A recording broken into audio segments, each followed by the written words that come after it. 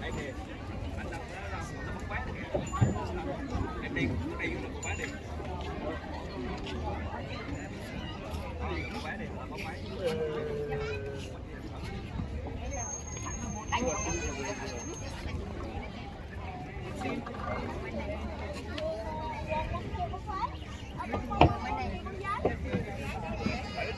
Madam ở mô đây bác rồi tắt được cũng đừng gắn bận quá giờ đây